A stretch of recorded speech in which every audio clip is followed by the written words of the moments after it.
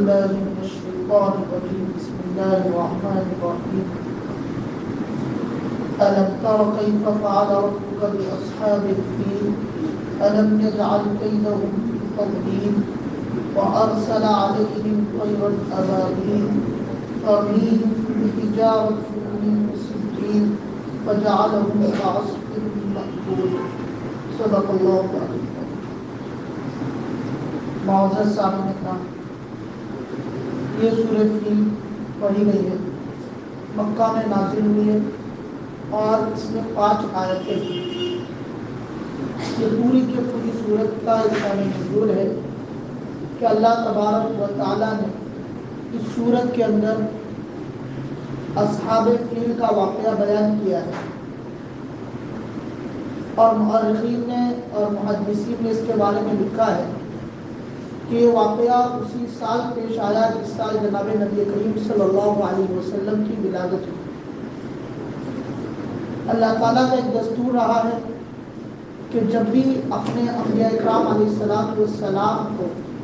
اس دنیا میں مبعوث فرمایا اور ان کی نبوت سے پہلے اللہ تبارک و تعالیٰ اس دنیا میں کچھ باتیں ایسی ظاہر کرتے ہیں جو عادت کے خلاف ہوتی ہے، کہ عادت سے اس کا کوئی تعلق نہیں ہوتا ہے، لہذا ایسی کچھ باتیں اللہ تبارک و تعالیٰ انبیاء اکرام علیہ السلام کی ولادت اور ان کو نبوت عطا کرنے سے پہلے ظاہر کرتے ہیں۔ بعض لوگوں نے اس کو معجزے سے تعبیر کیا ہے، لیکن کیونکہ معجزہ نبوت کے بعد ہوتا ہے، لہذا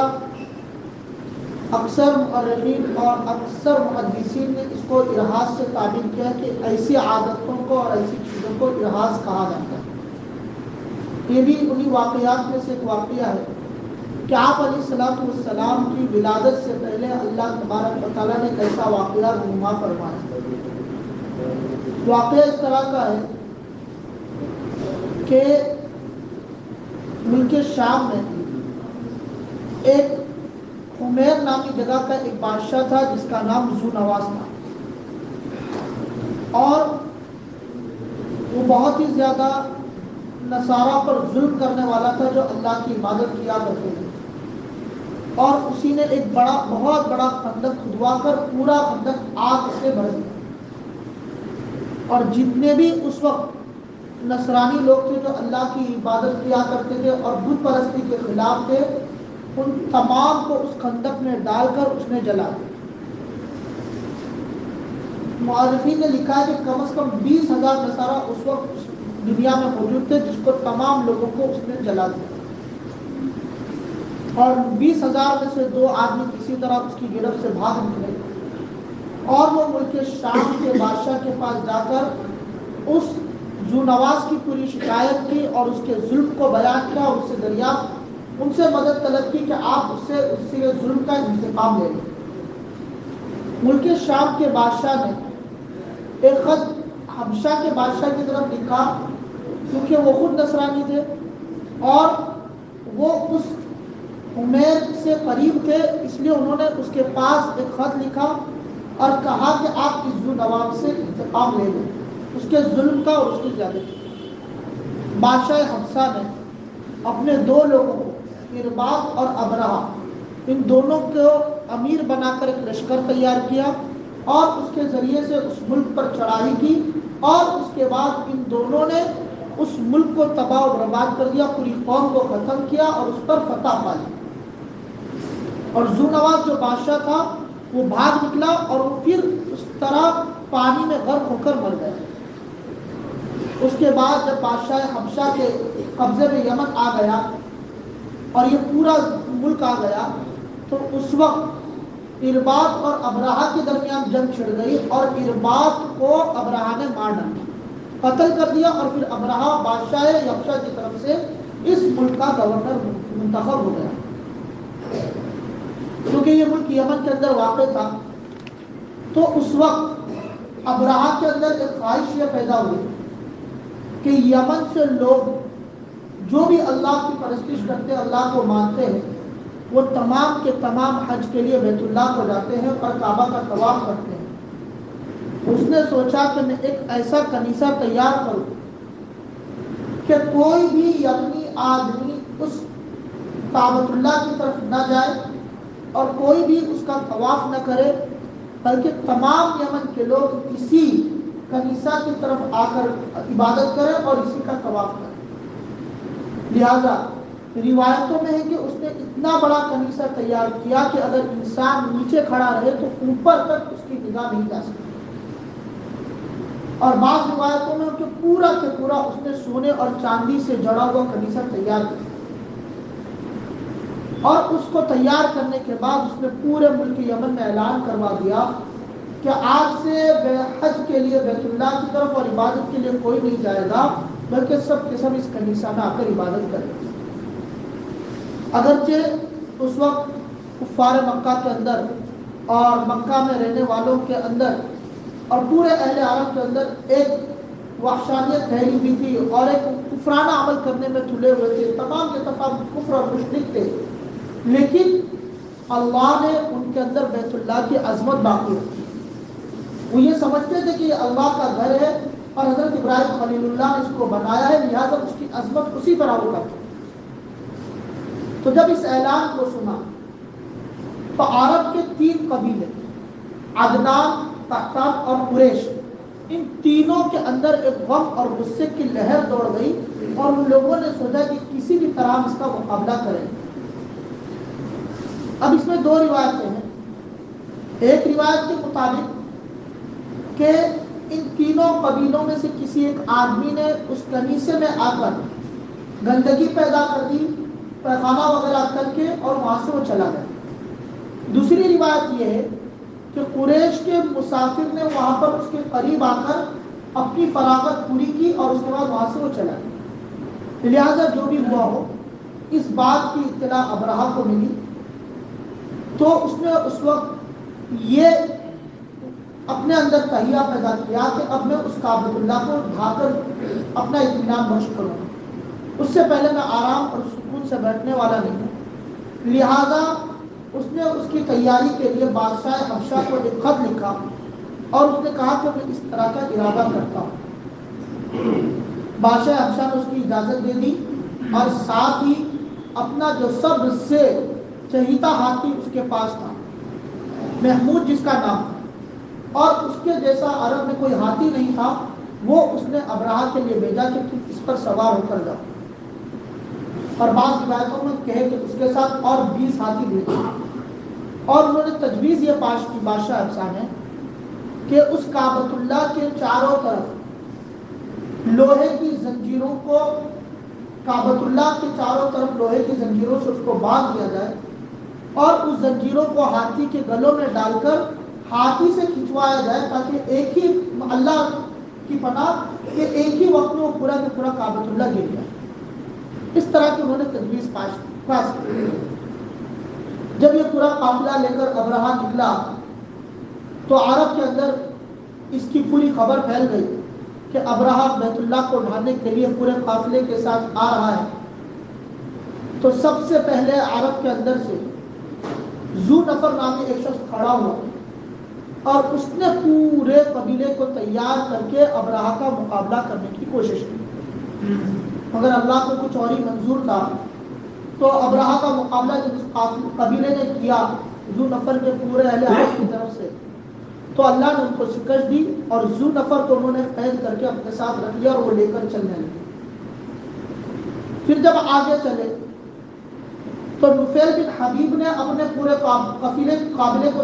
قبیلے والوں کو تیار کیا اور ان کے ساتھ وہ مقابلے کے لیے اترے۔ اللہ نے وہاں بھی ان کو شکست دی اور انہوں نے ارادہ کیا کہ ہم نفیل بن حبیب کو بھی قتل کر دیں، لیکن پھر ابرہہ نے کہا کہ بھئی یہ راستہ بتانے کے لیے کام آئے گا اور ہمارے ساتھ رہے گا اچھا، لہٰذا اس کو بھی قید کر کے وہ ساتھ لے کر چلنے لگے۔ جب طائف کے قریب پہنچے تو طائف والوں نے پچھلے 2 قبائل کے حالات دیکھ کر اپنے آپ شکست مان لی اور انہوں نے ابرہہ سے کہا کہ ہم تم سے کوئی لڑائی جھگڑا نہیں کریں گے، اگر وہ تم چاہتے ہو تو ہم اپنے ایک سردار بھی تمہارے لیے رہنمائی کے لیے بھیج دیتے ہیں۔ اور ابو رغال نامی ایک سردار کو انہوں نے ان کے ساتھ کر دیا اور وہ سب کے سب ساتھ میں چلنے لگے۔ مکہ کے قریب پہنچ کر ابرہہ نے اپنے لشکر کو پڑاؤ ڈالا اور اس کے بعد اپنا ایک قاصد حناطہ بن عمیر کو اس نے مکہ میں سرداروں سے بات کرنے کے لیے بھیجا۔ جب وہ مکہ پہنچا تو تمام سرداران قریش نے اس کو عبد المطلب کے پاس بھیج دیا کہ سب سے بڑے سردار یہی ہے، آپ ان سے بات کریں۔ وہ عبد المطلب کے پاس پہنچا اور اس نے پوری بات اپنی رکھی کہ ابرہہ اس طرح کا لشکر لے کر آیا ہے۔ تو عبد المطلب نے یہ بات کہی کہ اس سے پہلے یہ واقعہ پیش آیا کہ جب یہ لوگ عرب میں داخل ہو گئے اور مکہ مکرمہ کے قریب آ گئے تو وہاں پر وادی میں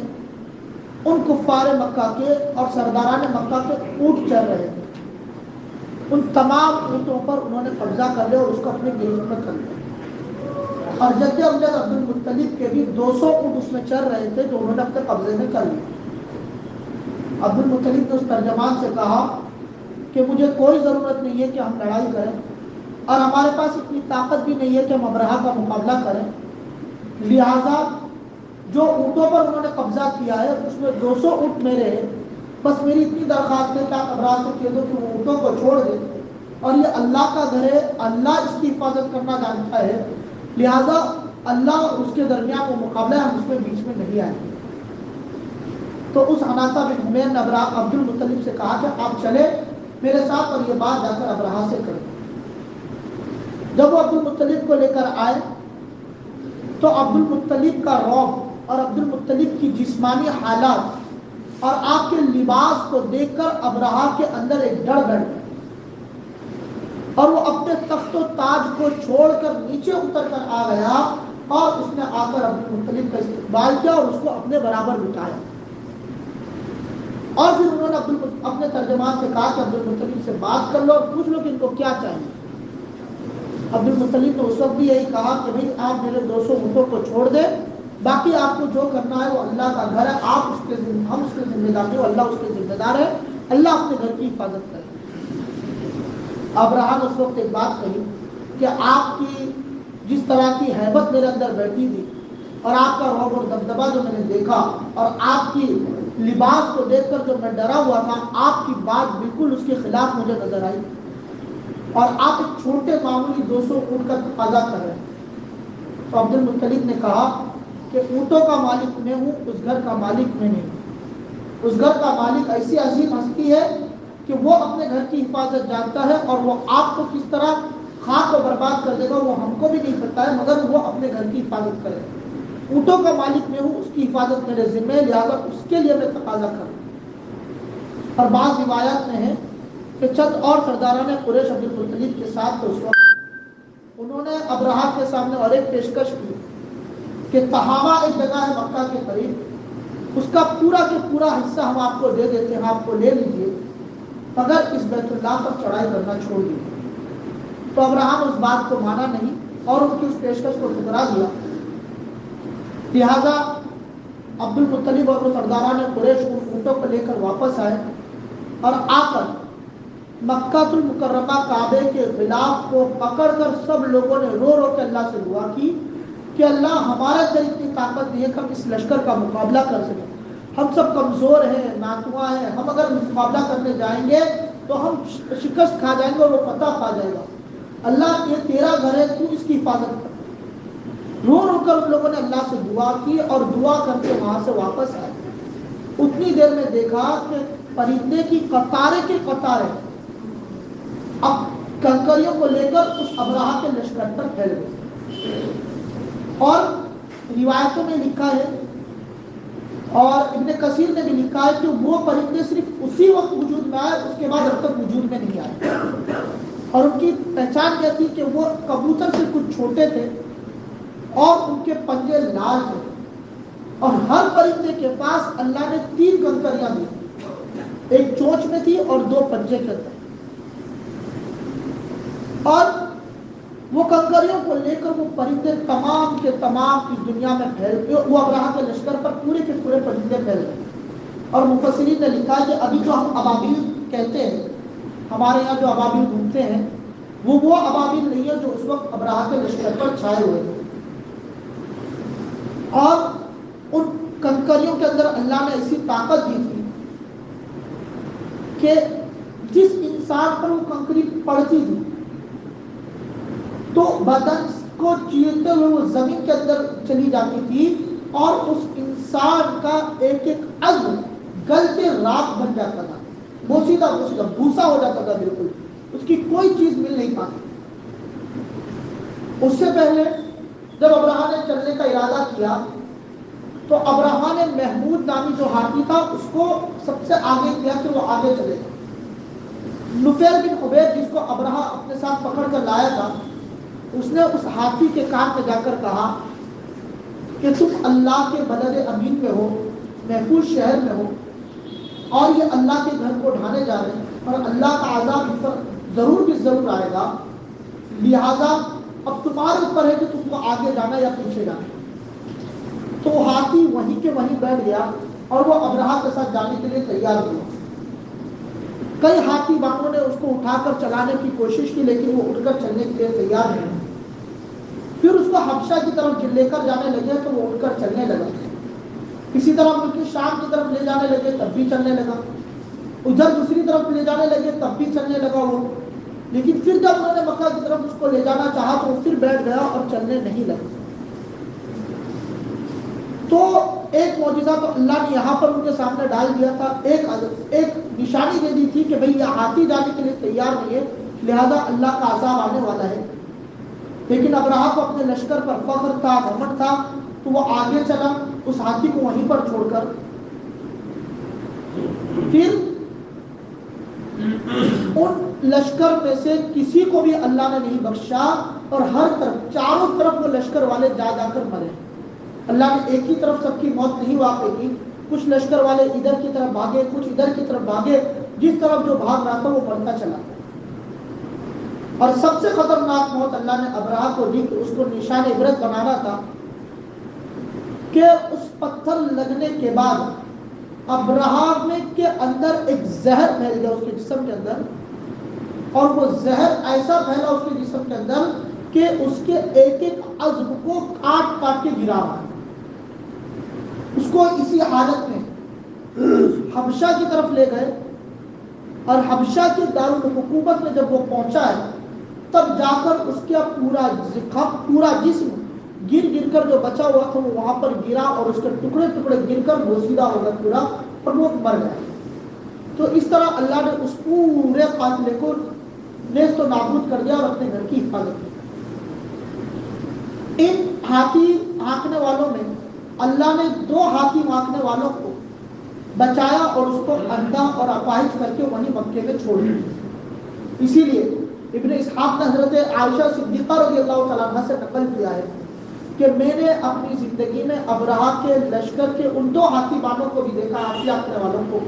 جو اپاہج اور اندھے تھے اور وہ مکہ میں رہ رہے تھے۔ حضرت عائشہ صدیقہ کی بہن حضرت اسماء رضی اللہ تعالیٰ عنہ سے منقول ہے، وہ فرماتی ہے کہ میں نے ان دونوں ہاتھی بانوں کو بھیک مانگتے ہوئے مکے میں دیکھا ہے، اندھے اور اپاہج دیکھا۔ تو اللہ تبارک و تعالیٰ نے اپنے گھر کی حفاظت کی۔ اس کفار مکہ اور قریش مکہ کو اتنا اطمینان تھا، اللہ پر اتنا بھروسہ تھا کہ انہوں نے اللہ کے گھر کی حفاظت کو اللہ کے سپرد کر دیا اور وہ تمام کے تمام پہاڑوں پر چھپ کر اس کو دیکھ رہے تھے کہ ان کو یقین تھا کہ اللہ کا یہ عذاب آئے گا اور اللہ اپنے گھر کی حفاظت کرے گا۔ اللہ نے اسی کو اس سورت کے اندر بیان کیا ہے، اور آگے جو دوسری سورت اللہ نے بیان کی سورہ قریش، اس کے بعد اللہ نے قریش مکہ کی اتنی عزت لوگوں کے دلوں میں ڈال دی تھی کہ اس زمانے میں وہ کہیں اپنے تجارتی سفر کے لیے جانا چاہتے تھے تو وہ اطمینان سے جاتے تھے اور سکون و عزت کے ساتھ جا کر واپس آتے۔ اس زمانے میں سفر کرنا اتنا آسان نہیں تھا، لوٹنے کا اور مار پیٹ کا بہت زیادہ ڈر رہتا تھا، لیکن قریش مکہ کے ساتھ کوئی بھی شہر والا مار پیٹ نہیں کرتا تھا۔ ان کو یہ پتا تھا کہ اللہ والے ہیں اور اللہ کی مدد ان کے ساتھ شامل حال ہے۔ دیکھیے سورت کا ترجمہ، الم تر کیف فعل ربک باصحاب الفیل۔ الم تر، کیا آپ کو معلوم نہیں، کیف فعل، کیسا کیا، ربک، آپ کے رب نے، باصحاب الفیل، ہاتھی والوں کے ساتھ۔ اصحاب مانے والوں اور فیل مانے ہاتھی، تو ہاتھی والوں کے ساتھ کیا کیا آپ کے رب نے، آپ کو معلوم نہیں۔ الم یجعل کیدہم فی تضلیل، الم یجعل، کیا نہیں بنایا، کیدہم، ان کی تدبیریں، فی تضلیل، غلط کر دیا اللہ نے ان کی تدبیروں کو۔ وَأَرْسَلَ عَلَيْهِمْ طَيْرًا أَبَابِيلَ، اور ارسلم نے بھیجا علیہم ان پر طیرن ابابیل غور غور پرندے، یعنی جھنڈ کے جھنڈ اللہ کے پرندے بھیجے گئے اس پر. طیرن مانے جھنڈ کے جھنڈ، ابابیل مانے پرندے. ترمیہم، ترمی پھینکنا، جو پھینکتے جو ان پر، بحجارۃ من سجیل، پتھر جو کنکری کے مانی، کنکری والے پتھر چھوٹے چھوٹے وہ ان پر پھینکتے تھے. فجعلہم کعصف مأکول، آگے اللہ نے بتایا سو بنا دیا ان کو اللہ نے مثل بھوسے کی طرح کھایا ہوا بھوسا جو ہوتا ہے، ایک تو بھوسا ہوتا ہے، ایک اس بھوسے کو بھی پرندوں نے اپنے چونچوں سے چبا چبا کر جس طرح بالکل وہ کر دیا ہو، ایسا اللہ نے ان کو بنا دیا ہے. تو اللہ تبارک و تعالیٰ نے اس صورت میں ان کو بیان کیا ہے. اللہ تبارک و تعالیٰ سے دعا کریں کہ اللہ تبارک و تعالیٰ ہمیں بھی اللہ کی ذات پر یقین کرنے والا بنا دے اور اللہ کی اسی طرح عبادت کرنے والا بنائے، اور ہمارے کاموں کو بھی اللہ اپنے فیض اور اپنے نصرت سے پورا